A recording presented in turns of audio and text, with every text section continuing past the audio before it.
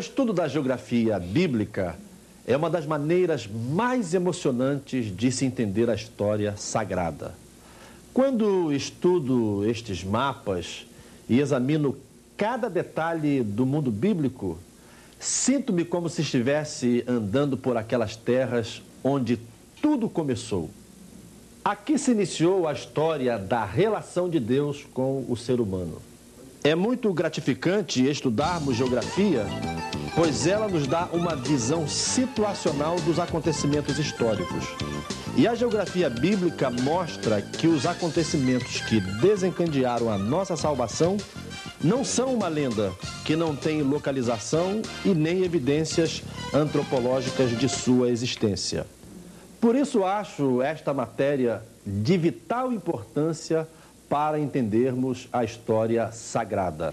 Mas, professor, a Bíblia é um livro científico? Não, a Bíblia não é um livro científico, mas os seus objetivos ultrapassam a ciência, pois é a essência da própria ciência, uma vez que é a palavra de Deus. E Deus é o autor da ciência.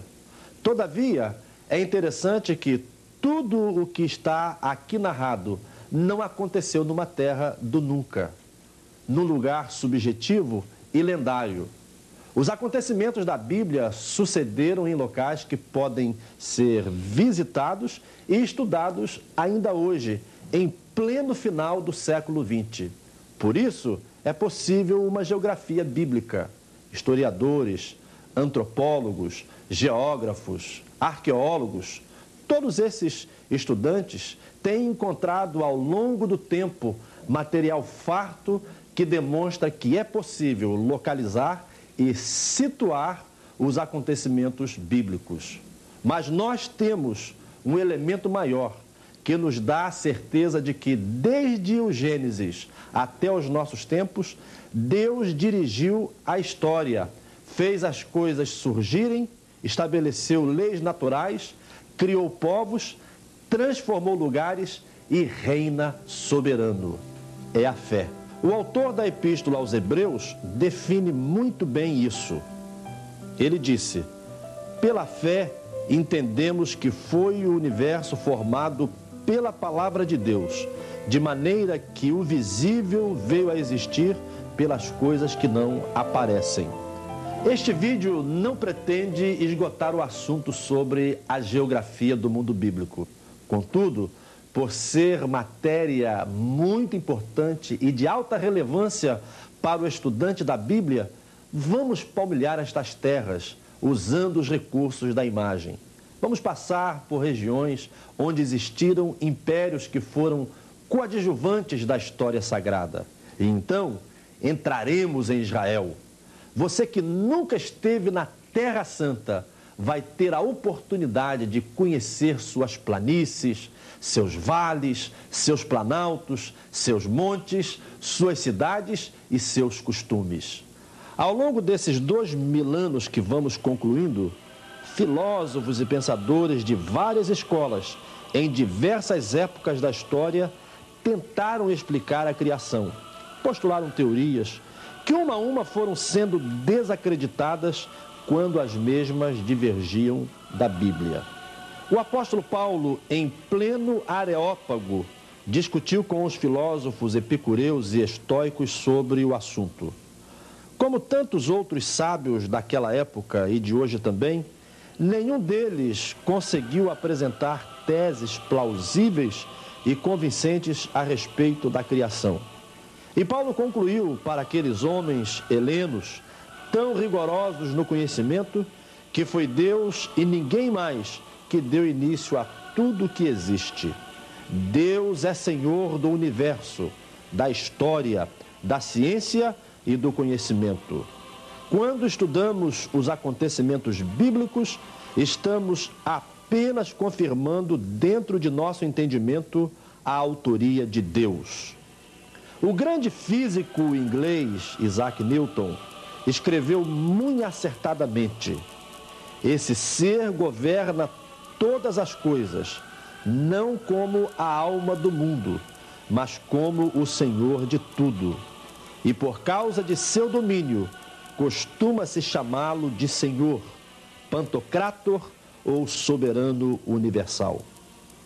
Mas para começarmos a entender a história sagrada, vamos conhecer um pouco do cenário que envolvia o mundo daquela época.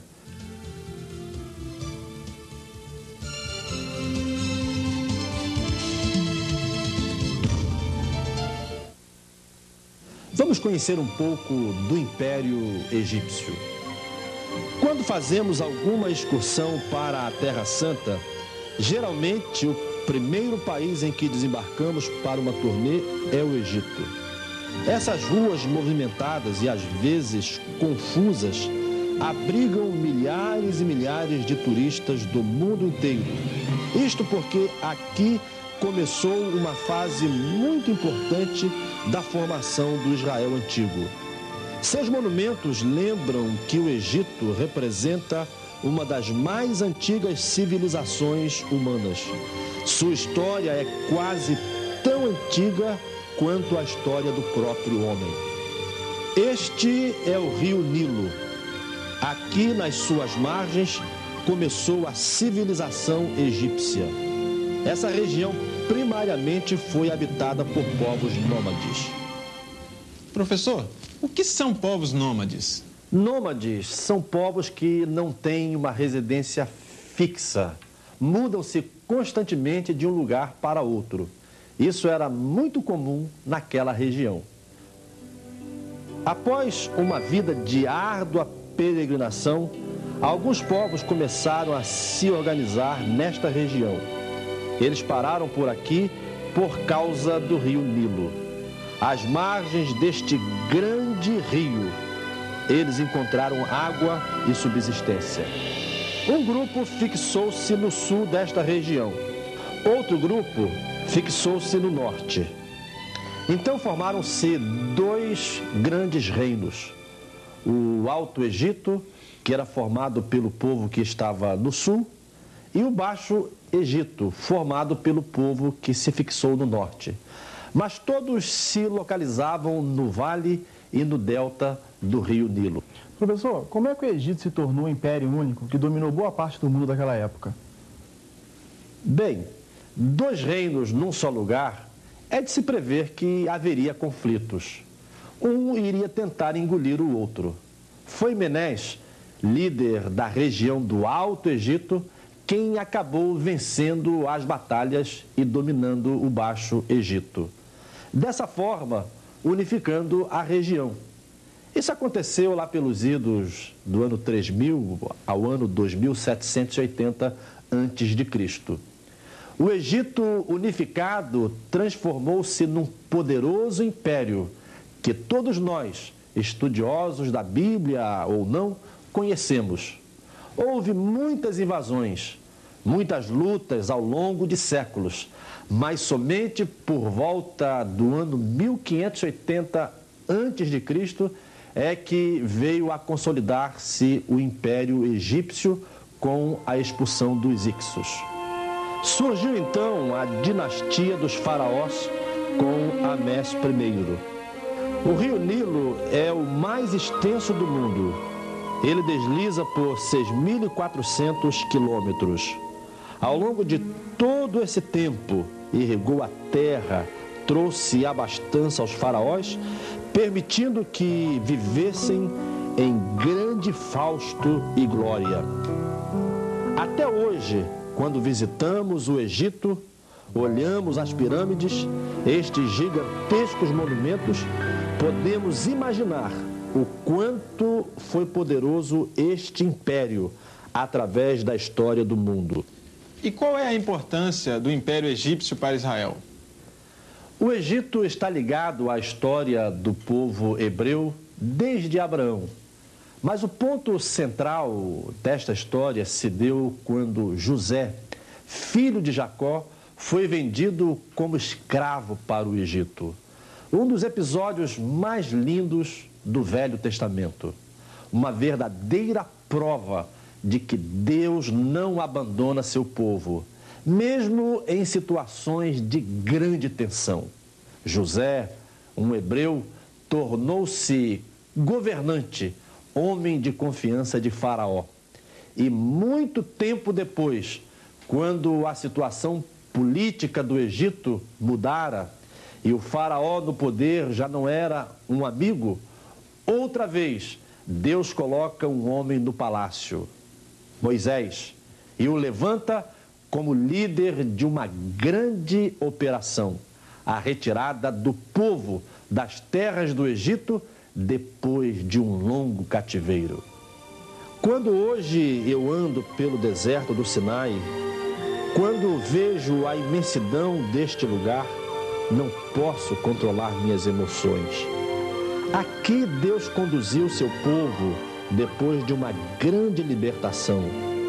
Quando subo o Monte Sinai e vejo lá de cima as evidências geográficas de tantos milagres, fico a pensar como alguém ainda pode duvidar da Bíblia. Este local foi um dos teatros de operação do poder de Deus. Aqui, há muitos anos, mais precisamente no século XV a.C., Deus conduziu a história de modo que pudéssemos usufruir do grande plano de salvação no século XX. Bem, neste segmento nós vimos que Deus é o Senhor da história. Pela fé nós aceitamos que Deus criou o céu e a terra.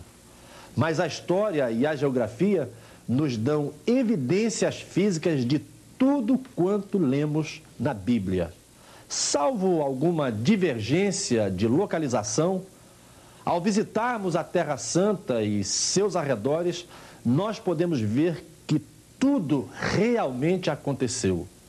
Os cientistas há anos fazem pesquisas e escavações e cada vez mais concluem que a Bíblia sempre teve razão.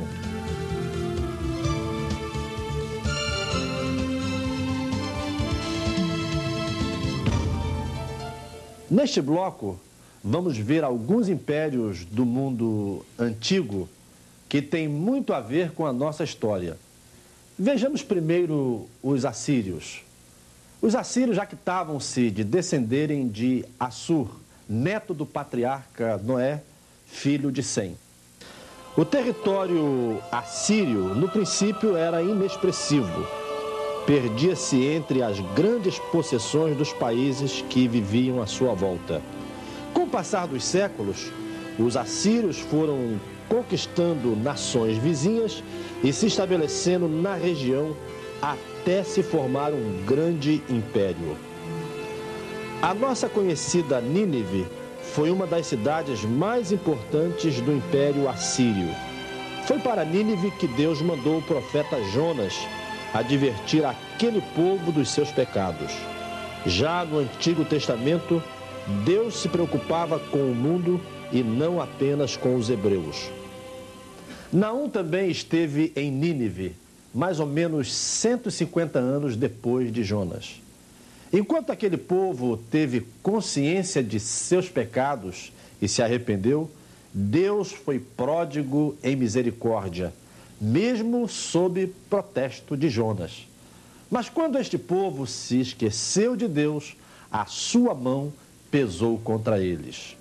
A Assíria teve seu apogeu entre o ano 705 ao ano 626 a.C., período que abrange o reinado de Senaqueribe, Esarhadon e Assurbanipal. A relação de Israel com a Assíria foi de muita luta e perseguição. Em 859 a 824 a.C., Salmaneser III começou a atacar Israel. Em 808 a 783 a.C., Haddad-Nirari cobrou tributo de Israel. Neste período foi que Jonas esteve em Nínive. Entre 745 a 727 a.C., Tiglat-Pileser deportou a maior parte de Israel. Entre 727 a 722 a.C., Salmaneser V sitiou Samaria. Entre 722 a 705 a.C., Sargão II levou cativo o resto do povo de Israel. Foi no tempo de Isaías. Entre o ano 705 ao ano 681 a.C., Senaqueribe invadiu Judá. Entre 680 e 669 a.C., Esarhadon reinou forte sobre o povo de Israel. E entre os anos 669 ao ano 627 a.C., Assurbanipal espalhou o terror sobre a Síria e seus cativos. Alguns estudiosos acham que foi nesse período que o profeta Naum esteve em Nínive. Contudo, por mais que os homens pensem que são invencíveis e eternos quando estão no auge do seu poder, a história mostra exatamente o contrário. E foi assim com a Síria. Por volta do ano 600 a.C., a Síria teve o seu declínio.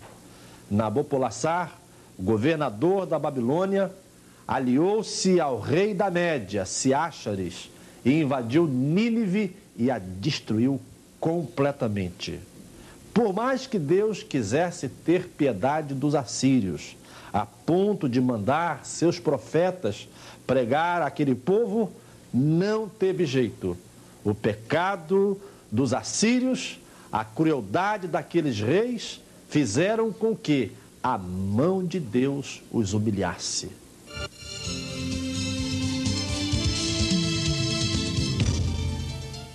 Mas vejamos agora um outro império que também teve muita relação com a história dos hebreus, a famosa Babilônia.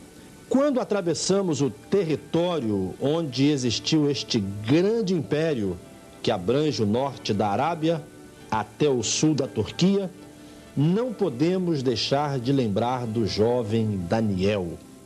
Outro hebreu que Deus colocou numa terra estranha e o destacou como um grande líder. A Babilônia foi uma das mais antigas civilizações da terra. E a história do povo babilônico, neste primórdio, se entrelaça com a dos hebreus. Não dá para saber exatamente a data da fundação de Babilônia, mas supõe-se que foi estabelecida por volta do ano 3000 a.C., situada no berço da raça humana, próxima à região do Jardim do Éden, construída à volta da Torre de Babel. Sua história está ligada a lutas sangrentas, guerras e conquistas. Também esteve durante séculos sob o jugo do Império Assírio, mas acabou por dominar os seus dominadores, acabando com sua hegemonia. Nabopolassar, um dos reis famosos da Babilônia, aliou-se a outros povos e destruiu Nínive, a cidade mais importante daquele tempo, transferindo para a Babilônia o centro nervoso da época. Seu filho e sucessor, o famoso Nabucodonosor, enfrentou outro império poderoso, o Egito, vencendo-o. Época em que provavelmente a Babilônia teve o seu maior apogeu, transformando-se em uma das maravilhas do mundo. Poucas cidades do mundo antigo foram tão privilegiadas pela natureza como a Babilônia.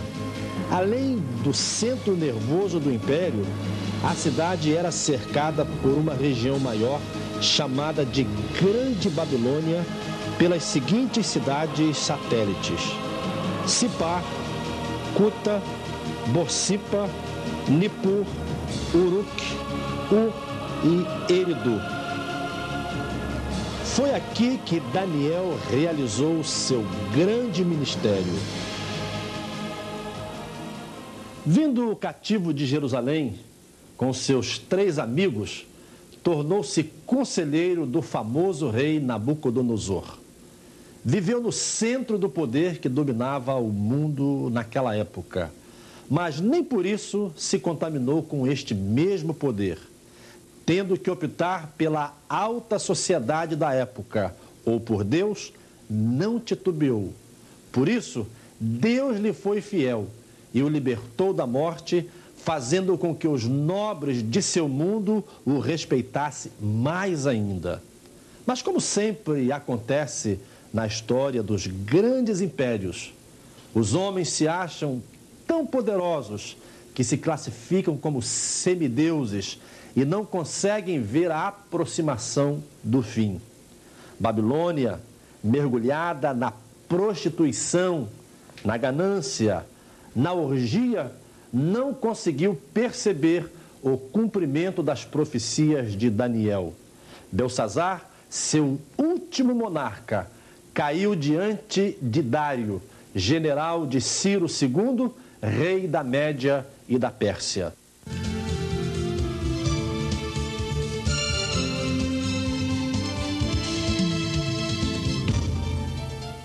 Nascia um novo império no mundo, fortalecido pela intrepidez de seus oficiais, o Império Persa. A Pérsia torna-se rapidamente mais uma superpotência no Oriente Médio. Aliada aos medos, vai estendendo seus domínios sobre 127 províncias que abrange da Índia à Etiópia. Se a Babilônia ficou conhecida na história pela sua opulência, a Pérsia foi famosa pela sua extensão. Embora fosse um povo alheio ao Deus vivo, o Império Persa não trouxe grandes dissabores ao povo hebreu. Ciro, rei da Pérsia, foi um monarca benevolente com os judeus, dando-lhes liberdade para retornar à terra dos seus antepassados. Homens como Zorobabel, Neemias, Esdras foram reconstruindo os muros e o templo de Jerusalém sob os olhares de Ciro e seus sucessores.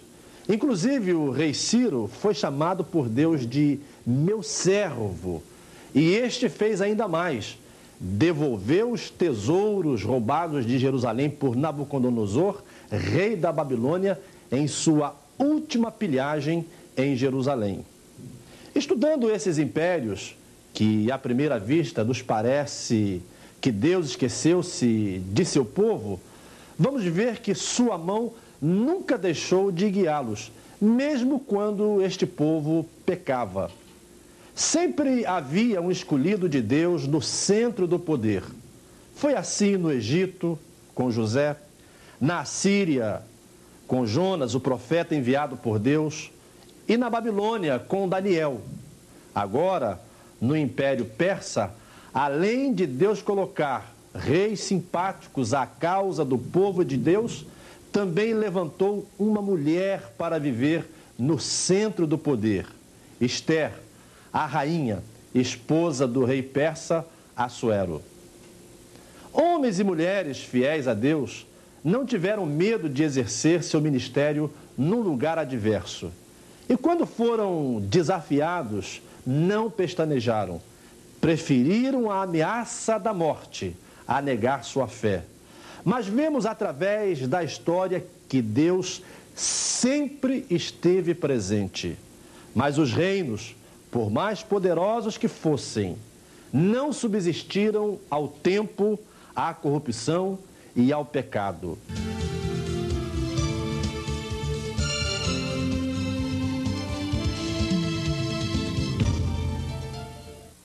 Surgia então o Império Grego.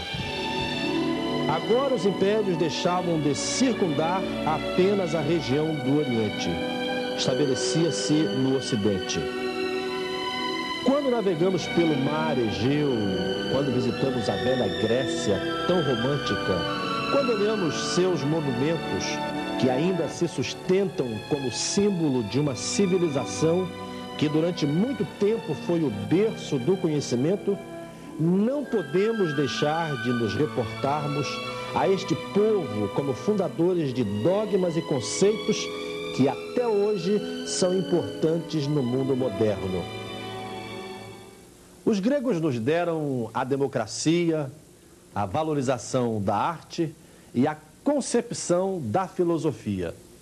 Além desse interesse pela mente, não abandonaram o físico, perseguiram o desenvolvimento integral do ser humano.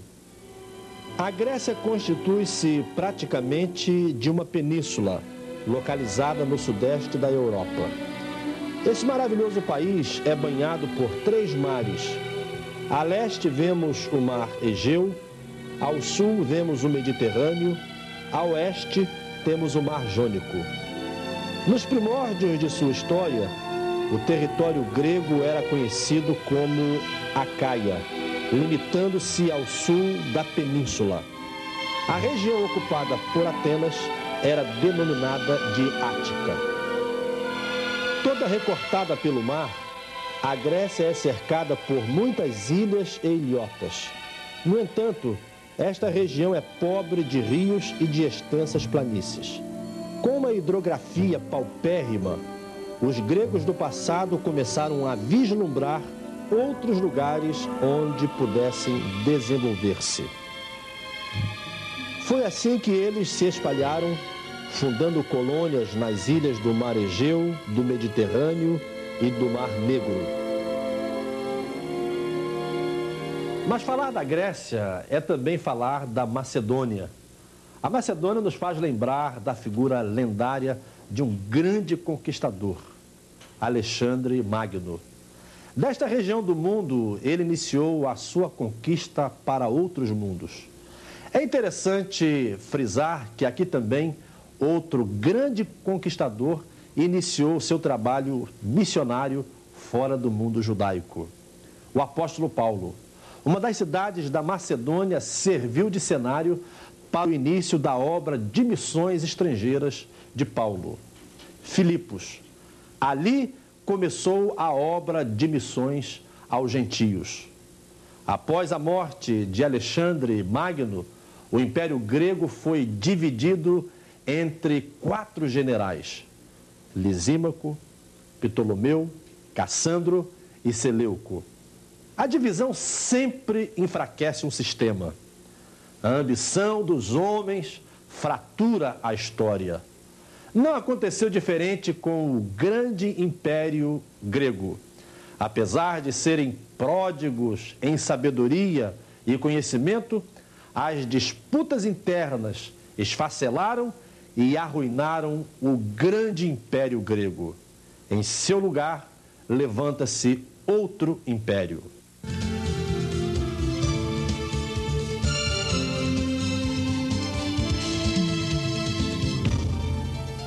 Como Daniel profetizou ainda na Babilônia, surgia o Império Romano com toda a sua pompa e poder. Esta época foi simbolizada pelo ferro. Entre os impérios que surgiram no mundo, creio que o romano foi o que mais conquistou terras e impôs seu poder aos subjugados. A simples menção do poder romano era suficiente para amedrontar povos, derrubar reis e dilatar fronteiras. Geograficamente, é difícil traçar os limites do Império Romano. Foi muito grande. Mantinha incontáveis províncias na Europa, Ásia e África. Sem dúvida, foi o mais poderoso reino da Terra. Segundo John Davis, o Império Romano media 3.000 milhas de este a oeste e 2.000 milhas de norte a sul, com uma população aproximada de 120 milhões de habitantes. Se os gregos nos legaram a base da sociedade ocidental, os romanos deixaram-nos sua estrutura. Seus líderes eram grandes administradores, seus tribunos especialistas em leis. O resultado é que essa época foi pródiga no desenvolvimento jurídico do mundo. Estudiosos da história dizem que o direito romano foi um dos legados mais importantes deixados por Roma às civilizações que lhe sucederam. O Império Romano tem muito a ver com os judeus e o Novo Testamento. Foi em sua época que se deu o ápice da história da salvação. Ao conquistar Jerusalém, no ano 63 a.C., o general Romano Pompeu depara-se com a nação judaica muito enfraquecida. O período dos Macabeus resultou numa disputa interna muito grande. Ele não teve problemas em dominar a região e tornar a Judéia província romana. Herodes, o Grande, consegue dos romanos o governo e o trono da Judéia. E um dos atos deste monarca déspota foi a matança de crianças em Belém, enlouquecido pela possibilidade de haver um outro rei para os judeus, Jesus. Outros dois personagens romanos que se destacam na história judaica são Pilatos e o general Tito. Pôncio Pilatos assumiu o governo da Judéia no ano 26 da era cristã. Foi nomeado pelo imperador Tibério e teve uma administração muito tumultuada, de caráter fraco e com uma boa dose de perversidade. O nosso conhecido Pilatos teve papel preponderante no julgamento de Jesus. Seu fim não foi menos ruim do que o fim de Herodes, que morreu carcomido pelos vermes. Pilatos caiu em desagrado com o imperador Gaio e acabou sendo forçado a suicidar-se. Já o general Tito foi o instrumento de uma profecia bíblica. Ele destruiu Jerusalém no ano 70 de nossa era cristã. Foi nesse período que o mundo conheceu o plano de salvação arquitetado pelo Criador desde a fundação da terra. Nestas vilas, nesses tempos que eram aparentemente tranquilos, comparados ao nosso mundo, deu-se a grande história de amor de Deus para conosco, o cenário do ministério de Jesus. A princípio, os romanos e os judeus não tinham exatamente uma situação de beligerância. Os religiosos da época não incomodavam muito o poder vigente. O pecado e suas práticas não tinham nenhuma espécie de julgamento mais profundo. Só quando Jesus começou suas atividades, apontando o verdadeiro caminho, é que começou a incomodar a muitos. Cumprindo sua missão, Jesus foi perseguido e preso pelo poder romano, incitado pelos próprios judeus. Depois de séculos de devassidão, imoralidade, permissividade e tirania, o Império Romano, como todos os outros, chegou ao fim. Enquanto eles viviam na orgia, seus inimigos chegavam cada vez mais perto, até que em 1476 os bárbaros invadiram Roma. Só restou daquele tempo o que vemos hoje, quando caminhamos pelas ruas de Roma, capital da Itália. Apenas ruínas que o tempo ainda preserva para dizer ao mundo que não há poder humano tão grande que seja eterno. Interessante, né, professor, que todos os gênios desse mundo tiveram um fim. Menos um, o reino de Deus. Este subsistiu a tudo e estabeleceu uma nova esperança para a humanidade. E o cenário geográfico que Deus escolheu para realizar seus planos é a chamada Terra Santa. Quando olho para o mapa da Terra Santa, fico a imaginar que por aqui andaram patriarcas, profetas, discípulos e apóstolos, além, é claro, do mestre dos mestres, o Senhor Jesus.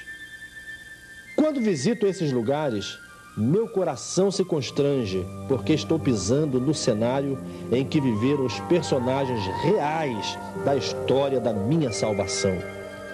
Toda vez que olho para este lugar, me emociono, pois não estou diante de uma fantasia, uma ficção, uma lenda, um conto.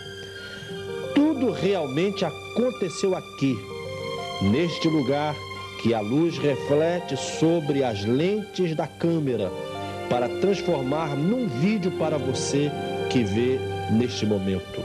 Em cada recanto posso divisar o meigo Salvador. Em cada acidente geográfico, a relevância do amor de Deus. Os limites das fronteiras prometidas por Deus a Israel estão situados numa pequena parte da Ásia Ocidental. É uma área de 2.184.000 quilômetros. Como podemos ver neste mapa, estes limites vão do Golfo Pérsico ao sul da Palestina. Uma terra extremamente fértil que tem causado muita cobiça e lutas sangrentas.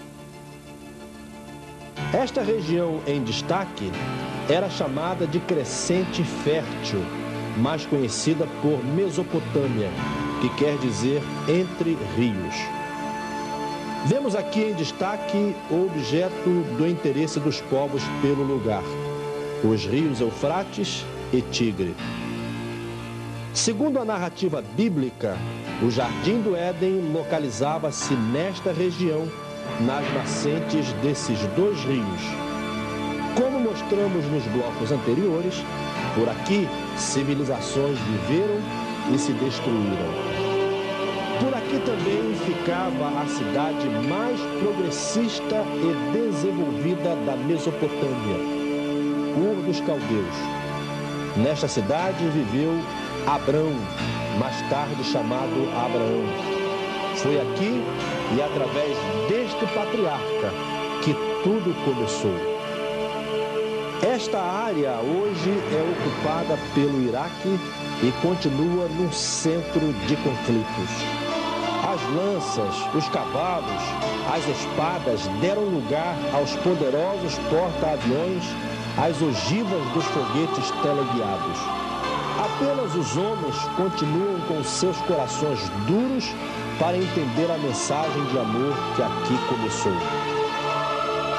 Israel, um pequeno país, talvez um dos menores do mundo. Seu território caberia muitas vezes no Brasil. Neste pequeno pedaço de terra, entretanto, desenrolou-se todo o nosso drama espiritual. Este chão foi testemunha viva de uma ação vivida por patriarcas, profetas, juízes, reis, sábios e justos. Cenas dirigidas pelo Autor Todo-Poderoso, o Senhor do Universo de nossos corações.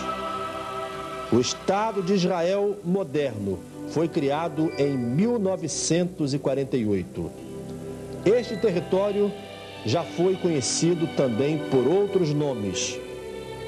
Canaã, que significa habitantes de terras baixas, terra dos amorreus, terra de Israel, terra de Judá, terra prometida e, finalmente, Palestina até 12 de maio de 1948, quando passou novamente a chamar-se Israel.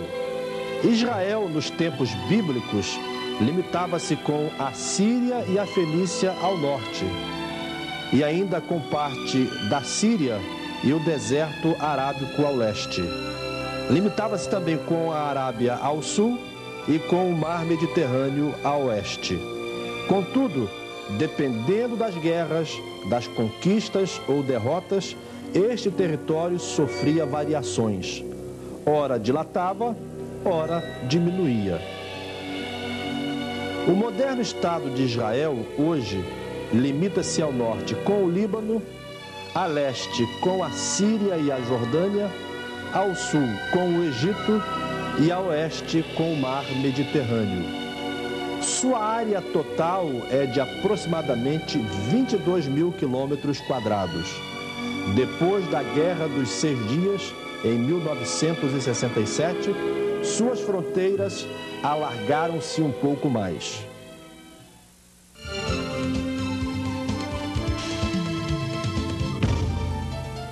Entender a geografia da Terra Santa nos ajuda a esclarecer muitas coisas que lemos na Bíblia.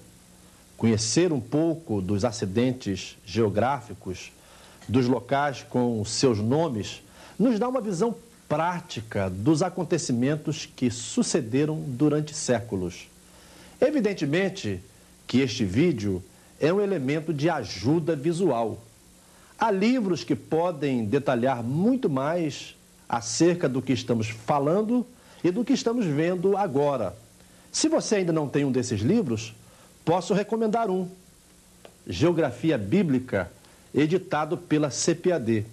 Inclusive, este livro é o nosso guia para este estudo visual e geográfico da Terra Santa.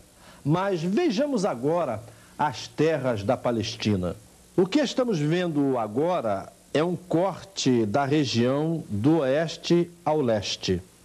A oeste, nós vemos o litoral da Palestina, onde fica o mar Mediterrâneo. Vindo para a direita, vamos ver a formação geológica desta região.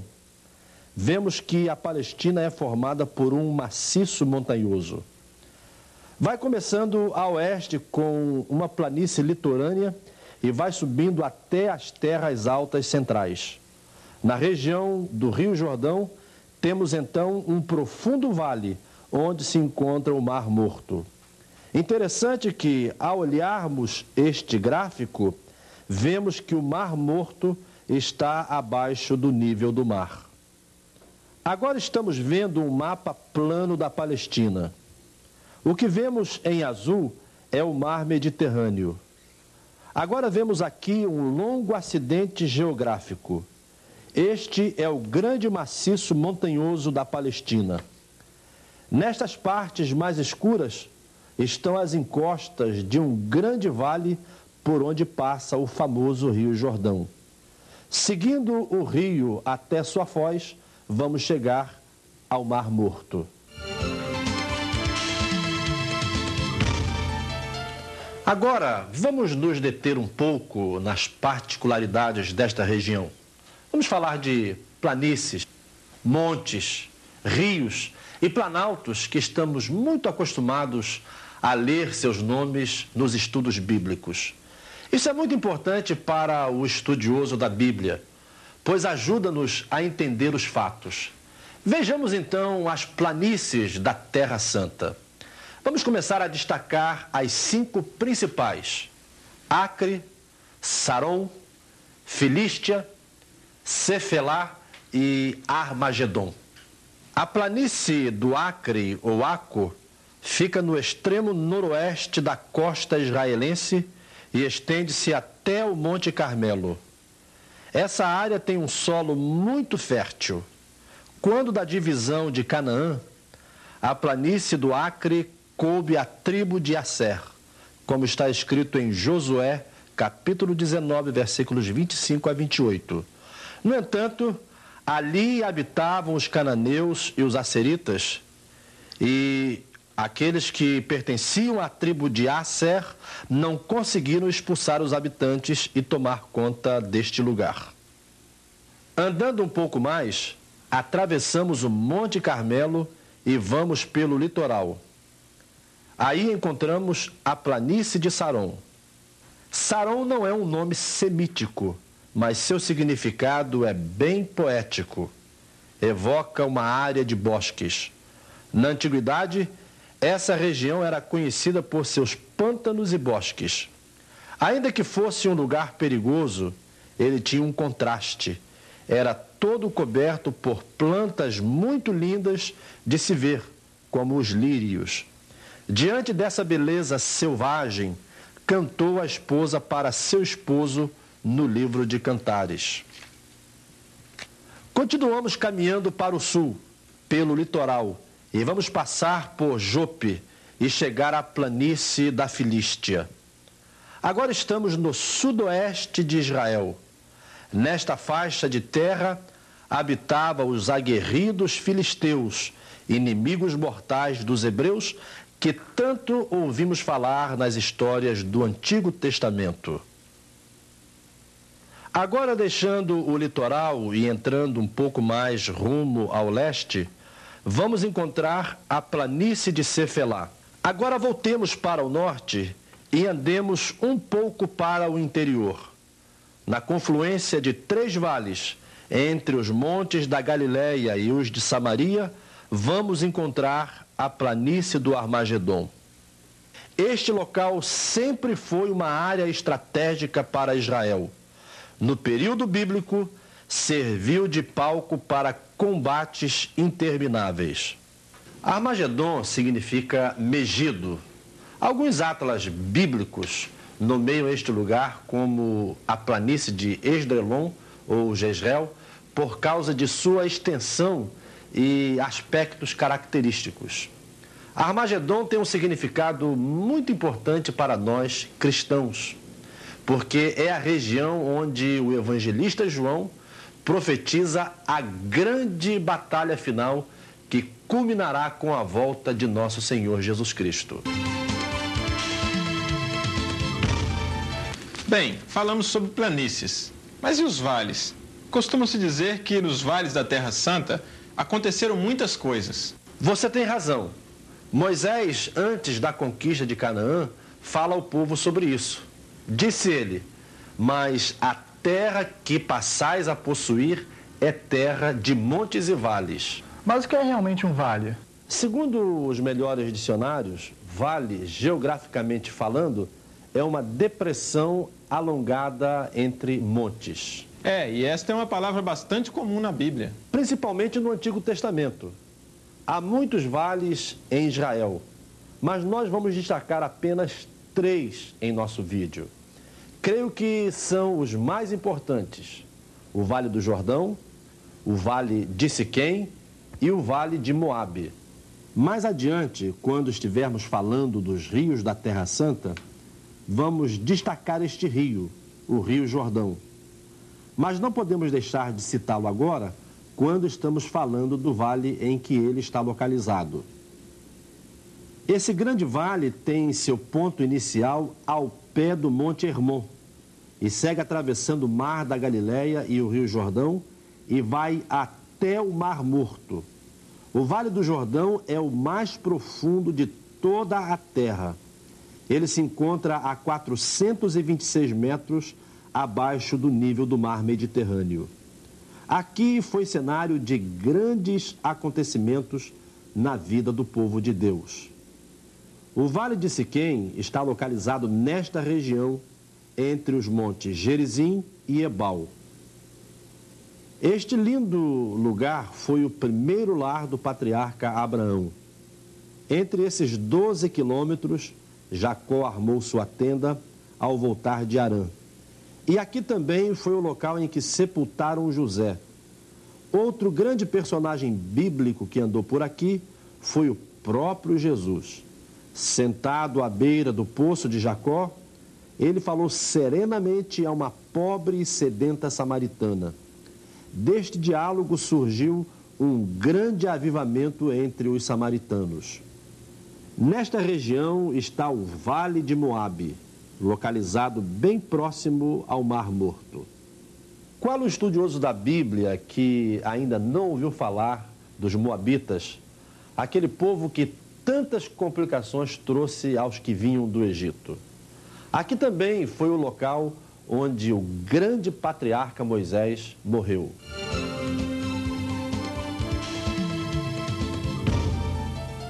Bem, se falamos de vales, também precisamos fazer referências aos planaltos. Em Israel, há 2 grandes planaltos: Planalto Central e Planalto Oriental. Ambos têm uma altitude média que varia entre 700 a 1.400 metros. O que vinha a ser no Planalto? Planalto é uma grande extensão de terreno plano ou com poucos acidentes geográficos. Poderíamos dizer, a grosso modo, que seria uma grande região sem morro. Aqui no Brasil, nós poderíamos citar a região central, ali por Brasília. Ali é considerado um planalto. Por isso, a sede do nosso governo chama-se Palácio do Planalto. Isso porque Brasília está construída sobre um planalto. Mas, voltando a Israel, podemos dizer que na região do Planalto Central vamos encontrar pequenos planaltos como Planalto de Bazã, situando-se entre o sul do Monte Hermon e o rio Tarmuk, Planalto de Gileade, que fica entre o rio Yarmuk e Esbom. Esse planalto é cortado pelo rio Jaboque. E, finalmente, também temos o Planalto de Moabe, uma região que se localiza ao leste do Rio Jordão e do Mar Morto. Bem, falamos muito de rios, vales e planaltos, mas a Bíblia se refere com muita frequência a montes. Davi, o grande poeta, cantou: os que confiam no Senhor serão como o monte de Sião, que não se abala, mas permanece para sempre. E ao longo do texto sagrado, vamos ver muitas referências à palavra monte, algumas vezes como lugar, outras como figuras. Os montes exerceram fortíssima influência sobre o povo de Deus. E como podemos definir um monte, geograficamente falando? Bem, um monte é uma elevação natural de terra, bem menor do que uma montanha, mas também não chega a ser um outeiro. Digamos que um monte é uma elevação mediana, maior que um outeiro e menor que uma montanha. Os montes palestínicos são bem conhecidos do estudioso da Bíblia. Nesses lugares, os israelitas presenciaram grandes manifestações de Deus. Puderam ter experiências que marcaram a vida do povo. Por isso, são lugares cujos nomes nos são bem conhecidos. Quase em todos eles poderemos ver ou lembrar de um fato importante entre Deus e o seu povo. Montes como Judá, Efraim, Naftali, Sião, Moriá, Oliveiras, Gerizim, Carmelo, Tabor, Gileade, trazem marcas importantes na vida do povo hebreu e no relacionamento de Deus com o ser humano. Esses nomes, até hoje, quando em visita a esta região, nos fazem recordar e pensar que a história do plano de Deus para a redenção não é uma mera fantasia, e sim uma realidade que o tempo jamais apagou. Entre tantos montes que destacamos e localizamos no mapa, não poderíamos deixar de evidenciar o Monte Sinai. Nesta península montanhosa, localizada entre os golfos de Suez e Acaba, está o Monte Sinai, também chamado de Monte Horebe. Nessa região aconteceram tantas coisas importantes para a história passada e a atual da humanidade que não poderíamos deixar de dar uma parada no Monte Sinai. Aqui, Moisés foi chamado para libertar Israel. Neste mesmo lugar, o Senhor deu a lei aos filhos de Israel. O que significa o nome Sinai, professor? Bem, este nome, segundo os exegetas, significa sarça ardente. Quem ouve falar do Oriente Médio lembra muito de deserto. Nos vem à mente aquela clássica imagem do beduíno no seu camelo, vestindo aquelas roupas esvoaçantes à procura de um oásis. Ou também as imagens do filme de Cecil DeMille em Os 10 Mandamentos. Realmente, esta região é formada por grandes áreas abertas chamadas de deserto. E as Sagradas Escrituras nos narram acontecimentos importantes que tiveram como palco o deserto. No deserto do Sinai, os filhos de Israel caminharam durante 40 anos. Nessa região, aprenderam a conviver com o rigor deste lugar, mas também conheceram muito intimamente a providência divina. Uma a uma, o Senhor supriu-lhes as dificuldades. Este lugar recebe outros nomes como Sur, Parã, Cádiz, Zim e Berseba. Podemos localizar outras áreas desérticas na Terra Santa. O deserto da Judéia, onde Davi perambulou fugindo de Saul. O deserto de Jericó, uma área que serviu de cenário para a parábola do bom samaritano contada por Jesus. Até hoje, Israel enfrenta os desertos e é vitorioso. Há 50 anos atrás, quando o povo judeu retornou à sua pátria, já no nosso século, encontrou aqui um grande desafio, o deserto árido e infrutífero, e mais uma vez conseguiu vencê-lo. E não somente isso, conseguiu também transformá-lo numa área beneficiada com agricultura e desenvolvimento. A água é fator vital para a vida de qualquer região do mundo, mas por aqui, na Terra Santa, a sua necessidade toma maiores proporções. Este é um lugar onde não são muitos os recursos hidrográficos. Foi necessário um trabalho eficiente de irrigação para que fosse possível desenvolver a agricultura, ponto importante para a sobrevivência de uma nação. A hidrografia de Israel é composta por 3 mares: o Mar Mediterrâneo, o Mar da Galileia e o Mar Morto. Mas, professor, parece que tem um lugar em Israel que é denominado mar, mas não é bem assim como estamos acostumados a ver. É verdade. Isso acontece com o Mar da Galileia, que na realidade não é um mar como entendemos hoje, pois ele é constituído de água doce. Segundo Orlando Boyer, para os hebreus, mar compreendia qualquer grande massa de água. Tecnicamente, mar é definido como uma massa de água salgada. Dentro dessa definição, o Mar da Galileia, na realidade, é um lago de água doce. Recebeu o nome de mar apenas por tradição. Mas vejamos agora os mares da Terra Santa. O Mar Mediterrâneo banha toda a costa ocidental de Israel. Nas Escrituras Sagradas também recebeu o nome de Mar Grande, Mar Ocidental, Mar dos Filisteus e Mar de Jafa. A sua importância para Israel sempre foi relevante.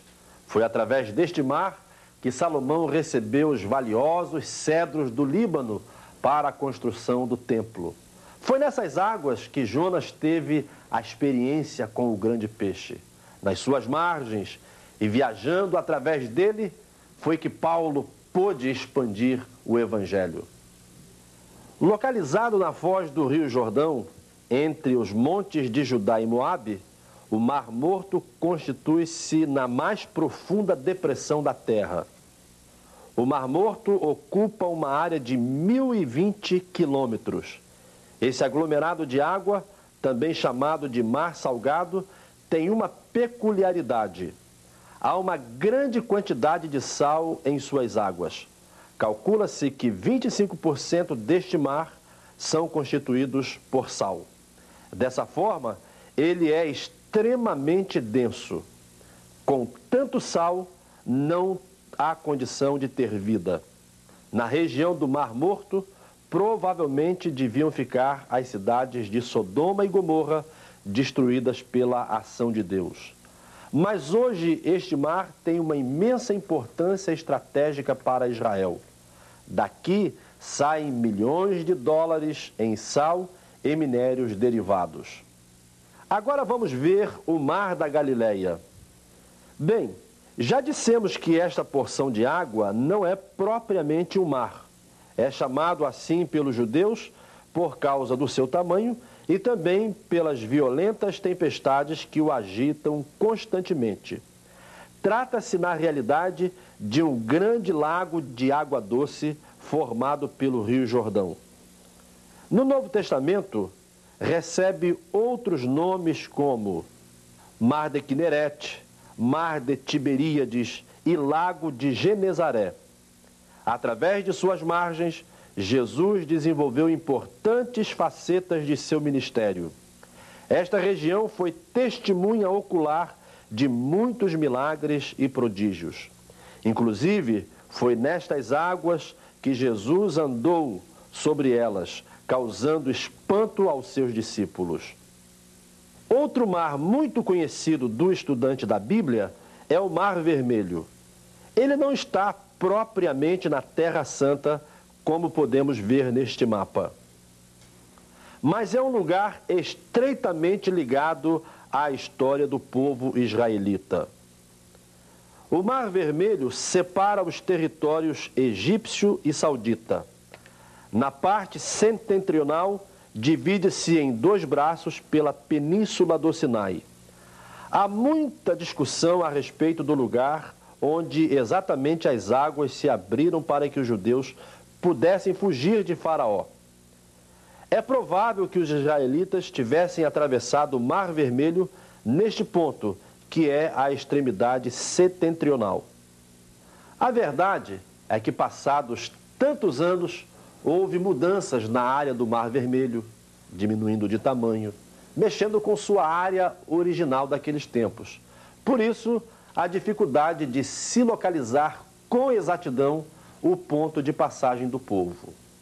Mas uma coisa é certa: nós cremos na Bíblia e cremos no poder de Deus. Por isso, mesmo com a dificuldade de localização geográfica do grande livramento que Deus deu ao seu povo, temos certeza que isso aconteceu, pois está na Bíblia. Se estamos falando em hidrografia, não podemos deixar de falar em rios.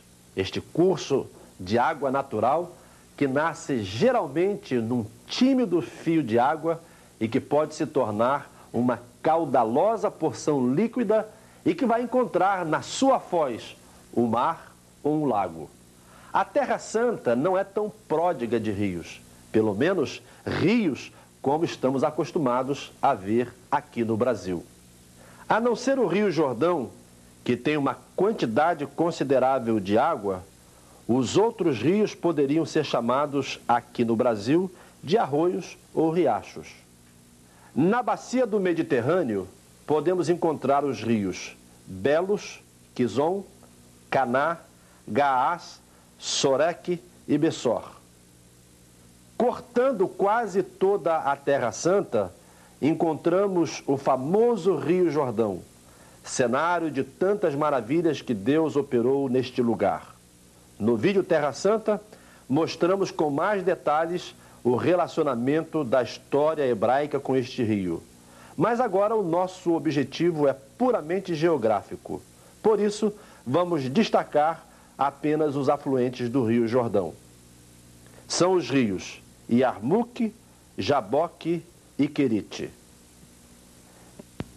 Este é o mundo bíblico, um mundo real, palpável, onde podemos ver com os nossos olhos o cenário dos acontecimentos mais importantes para a raça humana.